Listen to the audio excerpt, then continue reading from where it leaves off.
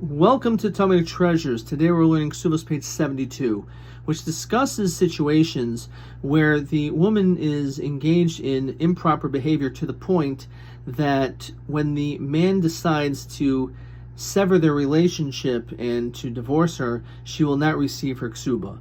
And actually this page gives us an extensive list of certain things that she does wrong, such as, for example, she provides in her house food which is not tithed, in which during those days certainly one was not allowed to eat food which was not properly tithed by giving it to the Kohen, to the Levi, to the poor, etc. Now the question that they ask is, so what's the whole problem? If you, the husband, know that it's not tithed, so just do it yourself. And if you don't know that it's not tithed, so you're eating and you don't know any different, so then how are you going to know that she's doing anything wrong? So in this, the Talmud says, and this applies for a lot of other situations as well, as the Talmud talks about, is that she says, yes, I'm telling you it's tithe because it was done by such and such a person. They're the ones that helped me in this process. And the man goes and asks that very same person and says, did you actually do this? And they say, I know what you're talking about. I have no idea what you're saying. So that's the reason why she is not going to receive the Ketubot. It's not so much the fact that she doesn't tithe, so the food is not proper food. It's the fact that she's in a relationship when she's saying things which are totally deceitful and lying.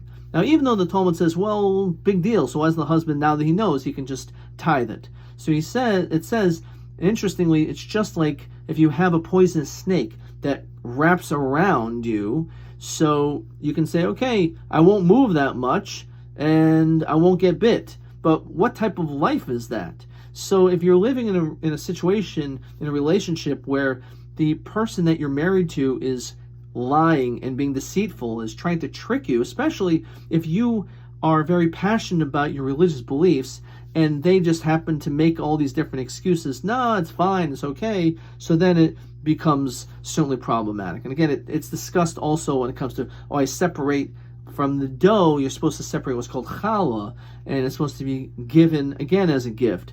And she says that it was done, but again, it wasn't done. So one of the issues, and I'll discuss one other, is again when a spouse is being deceitful to her spouse. In that situation, that is not a relationship when a person can live in. It also gives another interesting example. In a situation where she curses or is disrespectful about her husband, and she speaks this way to her children. Alternatively, she speaks disrespectfully about her husband's father, her father-in-law, in front of her children. This is also unacceptable behavior.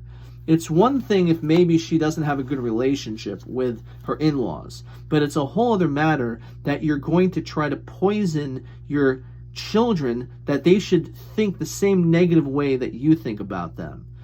And for you to speak in a way which is derogatory about your own husband, or for that matter, a husband speaking disrespectfully about his wife to the children, that is something in which is totally unacceptable. So here the Talmud again is giving us a few clues as to the ways to be able to secure and to make sure that you have a healthy marriage. And that is to be honest, to never be deceitful, to be upright and forward in the way you speak clearly, and also never to be disrespectful.